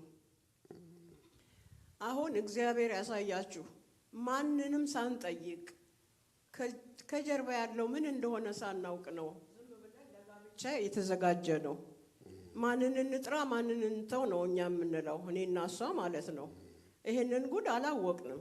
300 ሺህ ብር ሲሞላ ጠፋ፣ ስልኩን ዘግቶ ጠፋ። እኛ በሐዘን እንደውም እሷ ራሷን ሁሉ እስከ ማጥፋት አሰበች። ነገር ግን የእስራኤል ቅዱስ እግዚአብሔር መሐሪ ነውና በምህረቱ ልጄን አቆየልኝ። እግዚአብሔር የተመሰገነ ይሁን። አሜን። ልጆቼ ሆይ ልታገቡ ስታስቡ ቀድማችሁ ጸልዩ። አንተ የምትፈቅደውን ሰው ስጠኝ በሉት፣ እግዚአብሔር ይሰጣል ሲጠይቁት። ጌታን ሳላውቅ ነው የጠየቅኩት፣ ሰጠኝ። ይሄው 46ኛ ዓመታችን ነው። እግዚአብሔር የተመሰገነ ይሁን። አሜን አሜን። እግዚአብሔር ይመስገን። ወንዶችም ሴቶችም ልጆቼ እመክራችኋለሁ፣ በእውነት ዝም ብሎ ፊትን አይቶ ንግግርን ሰምቶ መግባት እሳት መግባት ነው። እንዳታደርጉ፣ ጸልዩ። ልታገቡ ይገባል። ሰው ብቻውን ይኖር ዘንድ መልካም አይደለም ብሏል እግዚአብሔር። ስለዚህ ልታገቡ ሲገባ ግን ጸልዩ፣ ቀድማችሁ ጸልዩ። የሚጠይቃችሁን ሰው ደግሞ በተሰጣችሁ ጥበብ መርምሩ። ከዛ በኋላ የተቃና ይሆናል። ያንን 300 ሺህ ብር እግዚአብሔር የተመሰገነ ይሁን እኔንም በክብር ወደዚህ ምድር አመጣኝና ሰርቼ ለመክፈል ቻልኩኝ። እግዚአብሔር ይባረክ። አሜን። እግዚአብሔር የተመሰገነ ይሁን። አሜን። በእውነት እጅግ በጣም እግዚአብሔርን አመስግኑልኝ። እሺ። በጣም ወደ ልብ የሚገባ ምክር ነው። እግዚአብሔር ይባርካችሁ። በእውነት ደግሞ እንዳለፈበት ሰው አሳምሮ ሊናገር የሚችል ሰው የለም። ጥልቅ ምክርንም ደግሞ የሰጡን እግዚአብሔር ይባርካችሁ። እኔ የምጨምረው የለኝም እዛ ላይ። በእውነት ሌላ አስተያየት ወይም ጥያቄ ያለው ሰው ጥሩ ነው ያንሳ። እሺ። እኔ ጥያቄ ነው ያለኝ። እሺ። እግዚአብሔር ይመስገን በዚህ ርዕስ እዚህ ቦታ አንተን ስላገኘው። አሁን ያስተማርከው ትምህርት ወይ የተወያየንበት ነገር ጠቅለል ወዳለ ነገር የሚወስድ ነው። እኔ ግን ልጆች አሉኝ፣ ወንድ ልጆች። ያልደረሰውም ወደዚህ መድረሱ አይቀርም አንድ ቀን ብዬ አስባለሁ። የደረሱም አሉና ሂደቱ ላይ ያለውን ነገር ነው ከተሞክሮ ከምታውቀው ነገር እንድትመክረን እኔ ጠያቂዋም ስለሆንኩ እንድትነግረኝ እንፈልገውና ይሄኛ ወደዚህ ወዳልከው ነገር ላይ ወደ ተጠቀለለው ነገር ላይ ሲደርሱልን እሱ በጸሎትም እየተደገፈ አይናቸው ያረፈበትም ትንሽ ጭላንጭል ካገኘን በዛው ምንለው አለ። ግን ወደዚህ አቅጣጫ እስከሚገቡ ድረስ በተለይ ቲኔጀርስ እና እስከ 20 something እስከሚደርሱ ከበድ ያለች ሰዓት አለች። ብዙ ጊዜ ያው በዚህ ዙሪያ መወያየት አይፈልጉም። አንተ ገፋ ብታረግም እነሱ ወጣ ይላሉና በቤተ ክርስቲያን ዙሪያም ቢቆዩ በትምህርት ቤትም በሌላም ቦታ አስቸጋሪ ነገር አለ። ተፈጥሯዊ ነገር ስለሆነ ጤነኞችም ስለሆኑ ባይነግሩንም ልጆቻችን ላይ ይሄ ነገር እንዳለ እናውቃለንና ከምናውቀው ከጸሎት ከቃል የተለያየ ምክር እንዱ በደፈናው ከምንሰጠው ውጪ የምትነግረን ነገር ካለ ማድረግ ያለብን ለልጆቻችን። እንግዲህ ቅርታ የወጣቶች ፕሮግራም እነሱ እዚሁ ናቸው። እኔ ስላልመጡ ይሆን የምጠይቀው አላውቅም። እንደሆነ አድርገህ ግን እንድትመልስልኝ ነው። ጌታ ይባርክ። እሺ። አሳሳቢ ነገር ስለሆነ ነው እህታችን የጠየቀችው። በእውነት አብዛኛው ነገር እሷ ብለዋለች። በእርግጥ ምን ማድረግ አለብን? በነገራችን ላይ የኔ ልጅ ሳሌም ስንት ዓመቷ ሆነ? 20 ሞላት። ላስት ኦክቶበር 20 ሞላት። ስለዚህ በጣም የዚህ ግሩፕ አባል ናት ማለት ነው። የዚህ ግሩፕ አባል ናት እና ያሳስበኛል እኔንም ማለት ነው። ገና የ20 ዓመት ልጅ አለችኝ እና በጣም ያሳስበኛል። ምንድነው የምታስበው? እንዴት ነው የምትራመደው? ምን ይሆን ሁኔታዋ እያልኩኝ አስባለሁ። እኔም እናቷም እንጨነቃለን፣ በጣም ምክርም እንሰጣለን። ግን አንድ ጥሩ ነገር እንደው እናቷ ብትመጣ እንዴት ጥሩ ነበረ። እሷ በዚህ ነገር ብርቱ ናት፣ ከኔም ይልቅ ብርቱ ናት። አንድ ያረገችው ነገር እሷ ምንድነው አሁን ስሩ ዘይርስ በተለይ ቲኔጀር በነበረችበት ጊዜ ከባድ ዓመታት ከባድ ጊዜያት እንደሆኑ ስለምታውቅ አንድ ያረገችው ጥሩ ነገር እናቲቱ ጓደኛ ማድረግ ነው። ጓደኛ አረገቻት በሚያስገርም ሁኔታ እና ልክ ነው። እኔ ያገለግላለሁ። በአገልግሎት ምክንያት ወዲያ ወዲህ ላለሁኝ ቤታችን ውስጥ ስታንደርድ አለ። ይሄ ልክ ነው፣ ይሄ ልክ አይደለም የሚባል ነገር አለ። እሷን መጽሐፍ ቅዱስ ስታነብ ነው የኖረችው። አብርሃን ስትጸልይ ነው የኖረችው። ግን ምን አረገቻት? አንደኛ ከጌታ ጋር እውነተኛ እንድትሆን አገዘቻት። ፌክ እንዳይሆን ዝም ብሎ እኔና እናቷ በጌታ ስለሆንን ብቻ ዝም ብላ እንዳትገፋ ወደ እውነተኛው ነገር እንድትመጣ ደግሞ እግዚአብሔር ረዳንና የጌታ ብርሃን በራላት እና አወቀችው ጌታ በግሏ። አንድ ያሳረፈን ነገር እሱ ነው። ሁለተኛ ግን ባልንጀራ አረገቻት። ለምሳሌ ምን ታረግ ነበር? የኔ ባለቤት እስካሁንም ታረጋለች። ከተማ ውስጥ የታወቀ ፊልም ሲወጣ አብረው ይሄዳሉ ለማየት ፊልም። ከእሷ ጋር ቁጭ ብላ ፊልም ያያሉ። እኔ ብዙ ኢንተረስት ስለሌለኝ ስለ ፊልም ብዙ አልሄድም። አንዳንድ ቀን አብሬያቸው ሄዳለሁኝ። ቁጭ ትልና ፊልሙን አብረው ዲስከስ ያደርጋሉ። ከመጡ በኋላ ቤት ውስጥ ዲስከስ ያደርጋሉ። ምንድን ነው እዚያ ውስጥ ያለው? ምንድን ነው የሚተላለፈው? ያለ ጥሩ ነው ወይ ጥሩ አይደለም ወይ? አርቱን ብቻ ሳይሆን ይዘቱ ምንድን ነው የዚህ ፊልም ብለው ይነጋገራሉ። በጣም አንዳንድ ልዩ ልዩ ቦታዎች አብራ ትወስዳታለችና ምን አዳበሩ? ምንም ነገር እንዳይደበቅ ሁሉ ነገር ይፋ እንዲሆን በር መክፈት በጣም ትልቅ ነገር ነው ብዬ አምናለሁ እኔ በተቻለ መጠን። አንዳንዶቻችን ይህንን አልለመድነውምና ያስቸግረናል። በቃ አይ የልጅ ነገር ምን እንላለን። ግን ልጅ ውስጥ የሚተራመስ በጣም ብዙ ነገር አለና ቀረብ ብሎ እንትኑን አትሞስፌሩን ማላላት ጥሩ ነው፣ እንዲናገሩ ሀሳባቸውን እንዲገልጡና እሱ አንድ ነገር ነው ብዬ እላለሁኝ። ሁለተኛ ነገር ደግሞ እኔ ምን እላለሁ፣ ሊወድቁ ይችላሉ። አሁን አእምሯችን ውስጥ በጣም አሳዛኝ ነገር ምንድን ነው? ልጆቻችን የኛ ክብር እንደሆኑ የታወቀ ነው። ይሁን እንጂ እነሱ ደግሞ ሰዎች ናቸው፣ በራሳቸው ሰዎች ናቸው። እግዚአብሔርም ያውቃቸዋል።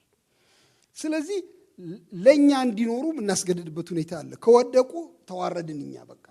አሁን አገር ቤት እንደሱ ነው በጣም ያለው ስሜት። ተዋረድን በቃ ምን ማለት ነው? አሳዳጊ የበደለው ይባላል። በጣም ነው የምንሳቀቀው። ስለ እነሱ ከመሳቀቅ ስለ ራሳችንም ሁሉ እንሳቀቃለን።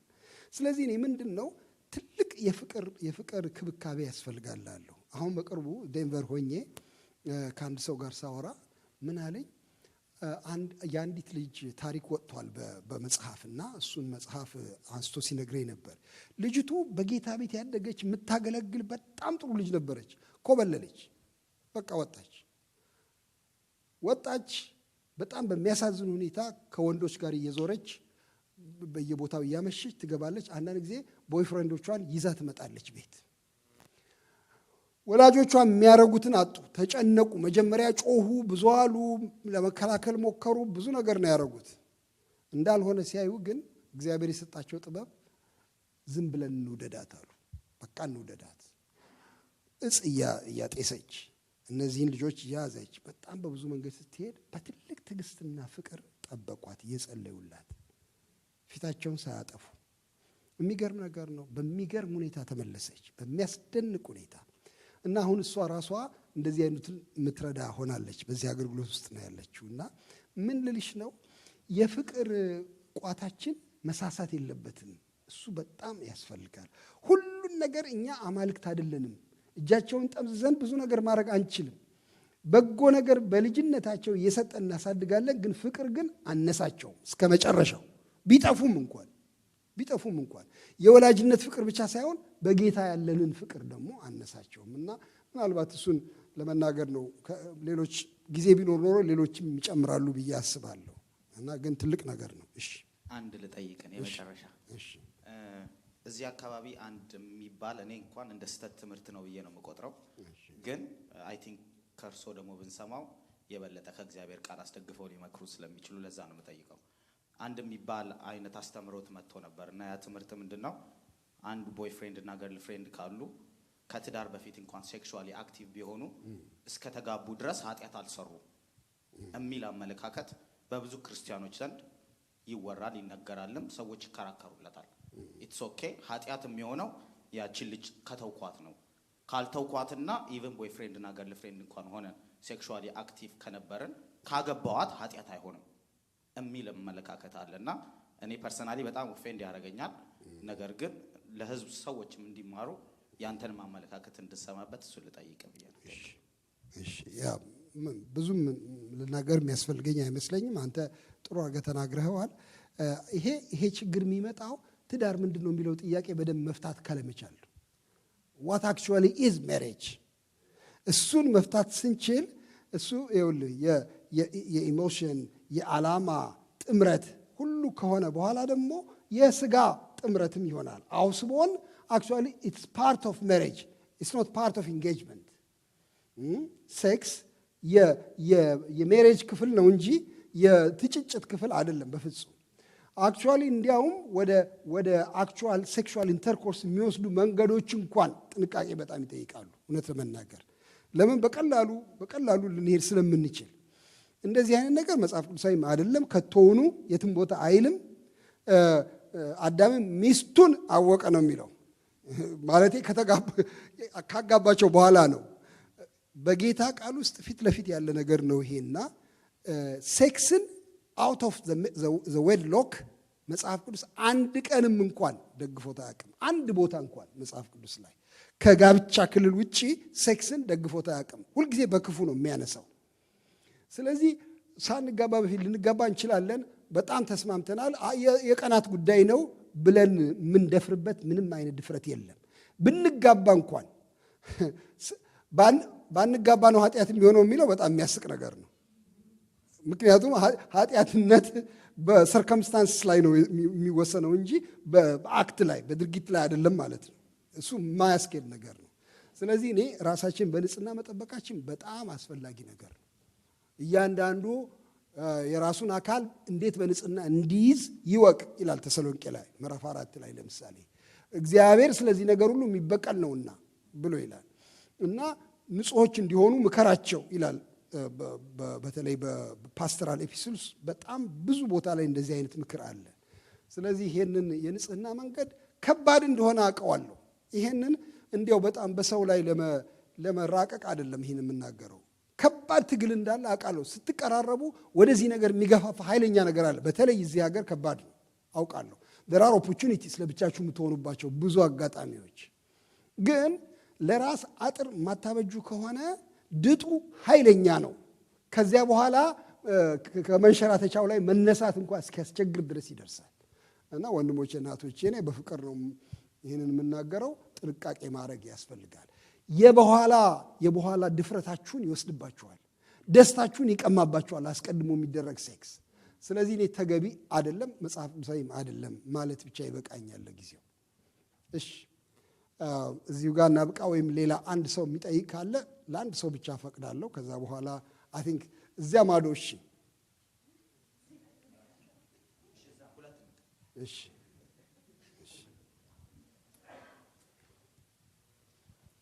የኔ ጥያቄ አይ ቲንክ ብዙዎች ጥያቄ ይመስለኛል። ላይክ በዲስታንስ ሪሌሽንሽፕ መሀል ያለው ነገር ላይክ ከተለያዩ ሀገራት ሆነው ይመከራል ወይስ አይመከርም?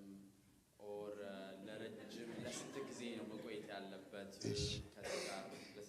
ወደ ትዳር ውስጥ ከመግባት በፊት?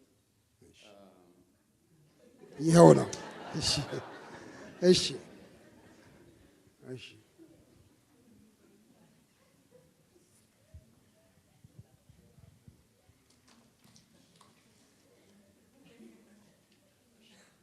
እሺ እኔ አግብቻለሁ። በደህና ጊዜ ቆንጆና መልካም ሴት አግኝቼ አግብቻለሁ። ለእነሱ እንዲጠቅማቸው ነው ጥያቄው። እዚህ አካባቢ መፈራራት የሚባል ነገር አለ። በመጠያየቅ ደረጃ ሴት ወንድን ለመጠየቅ ቫይስ ቨርሳ አይሰራም።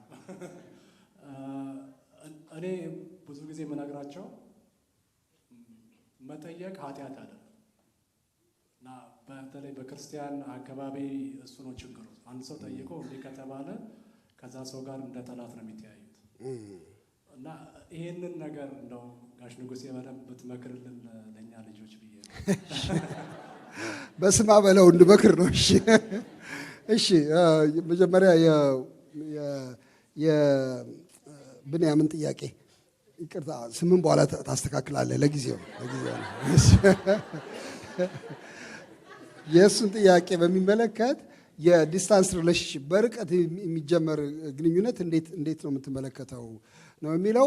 በፍርሃት ነው የምመለከተው። ባጭር ቃል በፍርሃት ነው፣ በጥርጣሬ ነው፣ በድንጋጤ ነው የምመለከተው፣ በመማጠን ነው የምመለከተው።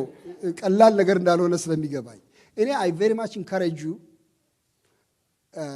በቅርብ ብታደርጉት። መጽሐፍ ቅዱስ ውስጥ ሳይ በአብዛኛው ሪሌሽንሽፕ በተለይ የሜሬጅ ሪሌሽንሽፕ በአጠገብ ነው የሚጀምረው። በአጠገብ እግዚአብሔርም ይህን በጣም ናቹራል መንገድ አድርጎታል ብዬ አምናለሁ። ኢትስ ቬሪ አንናቹራል። ሩቅ ያለ ሰው አይሆንም አይደለም በፍጹም እግዚአብሔር ያደርጋል። አሁን በቀደም አንዲት ማቃት እህት አለችና ላገባ ነው አለችኝ። ማን ነው የምታገቢው? አውስትራሊያ ነው ያለው እሱ አለችኝ። እሷ ደግሞ አረብ ሀገር ውስጥ ነው ያለችው። እንዴት አድርጋችሁ ነው? አይ በቃ መንገዶቹ ነገረች። እንዴት ባለ መንገድ እንደተገናኙ፣ እንዴት እግዚአብሔር ነገሩ እንደሰራው። ኮምፕሊትሊ አይሆንም አይደለም፣ ይሆናል። እግዚአብሔር እንደዚህ ያደርጋል። ለሱ ይሄ ምንም የሚሳነው ነገር አይደለም። ይሁን እንጂ ከብዙ ስቃይ ለመትረፍ አጠገብ ቢሆን ይሻላል። በእውነት ከአጠገብ ቢሆን ይሻላል። ለማየት እድል ይሰጣችኋል። ደግሞ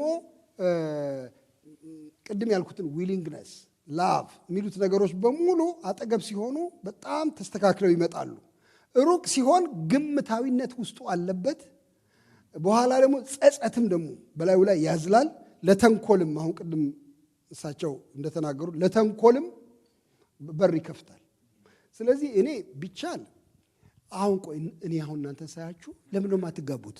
እናንተ ሶሪ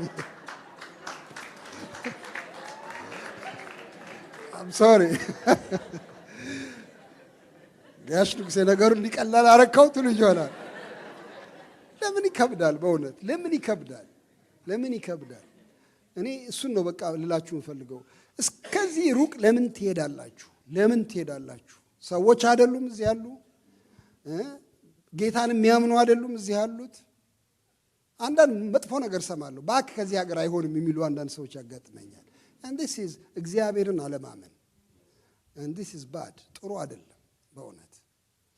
ስለምንተዋወቅ መናናቅ አለብን?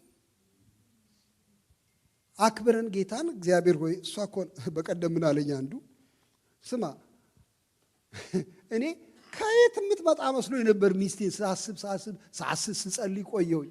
የሚገርምህ ጎረቤት 10 ዓመት አብረን ኖረናል። በኋላ እሷ ሆና ተገኝቻለኝ። who knows።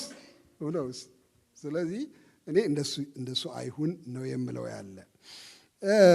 ግን ትንሽ ነገር ልጨምር ፈልጋለሁ። በተለይ ስለመጠያየቅ ባነሳው ላይ ስለመጠያየቅ፣ አንደኛ ለመጠያየቅ በጣም አትፍሩ። በቃ ኦነስቱ ነው። እርግጥ ነው የሚያስፈራው ምክንያት አለ። እጤን ዱብ ያደረገው እንደሆነሳ ደግሞ ጠይቄ እንዴ አልፈልግም ያለችኝ እንደሆነሳ እፍረቱን የምሸከም አይመስለኝም። ግን አፍተር ኦል ምንድን ነኝ? ሰው ነኝ። ጠይቃለሁ። ካልሆነ አልሆነም። ምንም ህይወቴን አንዳች ነገር ላይ የሚወረውረው ነገር መሆን የለበትም። እህቶች እንኳን ሊጠይቁ ይችላሉ። እውነት ለመናገር ዩዥዋሊ ወንድሞች ነው የሚጠይቁት። እኔ እሱን እደግፋለሁ። በአብዛኛው ወንድሞች ቢጠይቁ ይሻላል። ለምን? ስብራቱ ቀለል ሊል ይሆናል ምናልባት ብዬ ገምታለሁ። ስለዚህ እኔ ግን ምንም ክልክል የለውም። እኔ አላይም ክልክል እዚህ ውስጥ አላይም። ግን ቢሆንም ዩዥዋሊ ፐርሱ ለማድረግ አቅም ያለው ወንዱ ስለሆነ ወንዱ ቢጠይቅ በጣም የተሻለ ነው ብዬ አስባለሁ። ግን ጠይቆ ባይሆን ብዙ ስሜት ይመጣል አውቃለሁ። ለምሳሌ የኔ ልንገር እንደ የኔን ተር 2 ኢንሲደንቶች አስታውሳለሁ። አንዲት ልጅ አየሁና ወደድኳት። መሆነውን አጣው እና ምን ይሻለኛል አልኩና አስታውሳለሁ። ያን ጊዜ ገና 12ኛ ክፍል ተማሪ ነኝ። በእውነቱ ገና የማትሪክ ውጤት እጠብቃለሁ። ግን እንዴት ልደር መተንፈስ አቃተኝ እና እኔ ደግሞ ፈሪ ስለሆንኩኝ ምንም እርምጃ አልወሰድኩም። እጸልያለሁ አልኩኝ። ቤት ዘጋው። ጌታ ሆይ አንተ እኔ አትወደኝም? እሺ እኔ ልጅ አይደለሁም እና አትሰጠኝም? እሷን አትሰጥም? ምጎትታት ከሰማይ ነበር የሚመስለው ጸሎቱ። እሷ ምን እንደማስብ የምታውቅ አይመስለኝም። ስጮ ቆየሁ። ቤተ ክርስቲያን ሳያት መሆነውን ያሳጣኛል። ቶሎ ብዬ መሸሽ አለብኝ። እንዴት ሆናለሁ? እንደዚህ እያልኩ ቆየሁ። በኋላ እየጸለይኩ ግን በልቡናዬ ውስጥ ወደ ኋላ የሚጎትት ነገር ያጋጥመኝ ጀመር። እየጸለይኩ ወደ ኋላ ልክ ነው፣ ታምራለች ልጅቱ በጣም ግን ያንተ ትመስላለች ለመሆኑ ስታስበው አንተ የሚሆን ነገር ነው? አይ የኔ ናት አምጣት። ተሟገትኩኝ። በኋላ ይገርማችኋል፣ እየቆየ እግዚአብሔር ልቤን እንደ ድንጋይ እያከበደው መጣ። ሲከለክለኝ ይታወቀኛል፣ ልክ አይደለም እያለ። በኋላ እንዲያውም አንድ ጉባኤ ላይ በቀጥታ ተናገረኝ። ለማንም እኔ ያልነገርኩ። እሺ አሁን ተው ነው የምትለኝ? ትቼልሃለሁ፣ እሺ በቃ አልኩኝ። አሳረፈኝ ጌታ። ይሄን ባልኩኝ በሳምንቱ ይሁን አላቅም ከአንድ ሌላ ሰው ጋር ስትሄድ አገኘኋት እና እንዴ ለካ የሌላ ሰው ነበረች፣ የሚገርም ነገር ነው አልኩኝ። ለዚህ ነው ጌታ የከለከለኝ አልኩና ልብ ገዛው። የሚገርም ነው። ከስንት ዓመት በኋላ አንድ መስሪያ ቤት ውስጥ ሁለታችን ተገናኘን። ከዛ እንደው ቸገር እንደሆነ ብዬ ልቤን ስፈትሸው ቅንጣት ችግር የለም፣ ምንም ሌላ ሰው እንደሆነች ነው የማስበው። ከቶኑ ኮምፕሊት ሂሊንግ ሆኗል ልቤ ውስጥ። and there is that possibility of healing, that promise of healing. በፍጹም እንደው ከወደቅኩ አልነሳም የሚል እንደዚህ አይነት ንግግር አትናገሩ ባካችሁ። እግዚአብሔር ቸር ነው፣ ይጠግናል። ስለተመኘን ብቻ መሆን አለበት የሚል ጭንቀት ውስጥ አትግቡ። ህይወታችሁንም ታበላሻላችሁ፣ ጥሩ አይመጣም። ሁለተኛ ምሳሌ ልስጣችሁና ጨርሳለሁ። ሌላ ልጅ ወደድኩ። ስወዳት በቃ ምን ልበላችሁ እንግዲህ እንዴት ልናገር፣ በጣም ኃይለኛ ፍቅር ያዘኝ። ያው መቼም there's a capacity ለብዙ ሰዎች እናገራለሁ ይሄንን። እሷን እየሸኘኋት ቤቷ ጋር አልደርስም፣ ከሩቅ ነው የምመለሰው። እየሸኘኋት እኔ የተከበርኩ አገልጋይ ነኝ ምናምን እንዴት አድርጌ ምናምን ሻይ ቤት ለመግባት ስለማፍር ይዣት የምዞረው እንትን ነው። ፈኒ ነገር ነው። ጫካ በጣም ወዳለሁ እኔ፣ ድንጋይ ወዳለሁ፣ ተራራ ወዳለሁ። እና እሷ ደግሞ ትዕግስቷ የሚገርም ነገር ነው። አብራኝ ዝም ብላ ትዞራለች። የት ነው የሚወስደኝ ይሄ ሰው? ምንድን ነው እሱ? በቃ ይሄ ነው የምወደው። ሌላ የት ወስድ ደግሞ። በእኛ ጊዜ እንደሱ ነው። በጣም ብዙ ካፌም አልነበረም ያኔ። እና ዞራለሁኝ። እንደዚህ እያረኩ ቆየሁኝ። በኋላ ተዋደድን። በቃ ባልንጀሮች ሆንን። እንዲያውም አንድ ሰሞን ስትጠፋብኝ ማረገውን አጣው እና እስቲ ሰፈሯ ልሂድ አልኩኝ። አላቀውም ቤታቸውን፣ ግን ቅያሱን አውቀዋለሁ። ገባሁኝና በኋላ እንደምንም ፈላልጌ ግቢያቸውን ሳገኝ በጣም ትልቅ ግቢ ነው። እዚህ ነው የምትኖረው? ኦኬ እሺ፣ ታዲያ ለምንድን ነው የማትወጣው አልኩኝ። ደጅ ቆሜ ለምን አትወጣም? እሺ እጠብቃታለሁ። ለምን አትወጣም? ለስኳር አይልኳትም? ለዘይት ግዣ አይሏትም? ምን ማለት ነው? እንዴት ነው በሩን ጥርቅም አድርገው የሚዘጉት? ደጅ ላይ ቆምኩኝ። በኋላ ለብዙ ሰው የምተርከው ታሪክ ነው። እና ምን አልኩኝ? አይኔ በቃ የውሃ ቆጣሪ ሆኜ እዚህ ግቢ ውስጥ anyway it was very tough። በኋላ ውሃ ቆጣሪ ከመሆኔ በፊት እሷ እሺ አለች። በኋላ ተጋባን። አሁን ባለቤቴ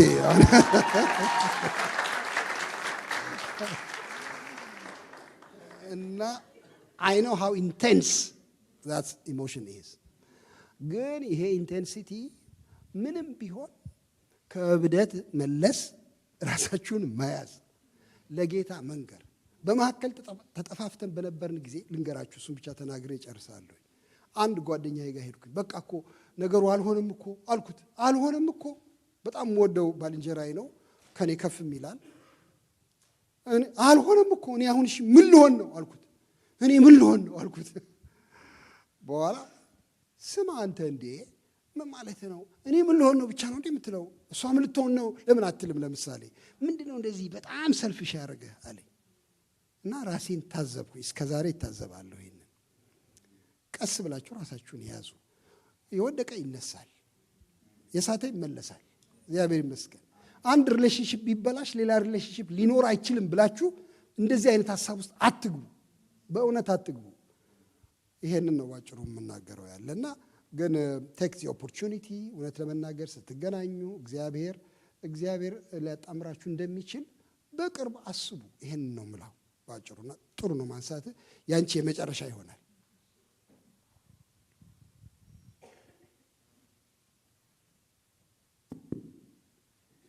የኔ እንኳን ጥያቄ አይደለም።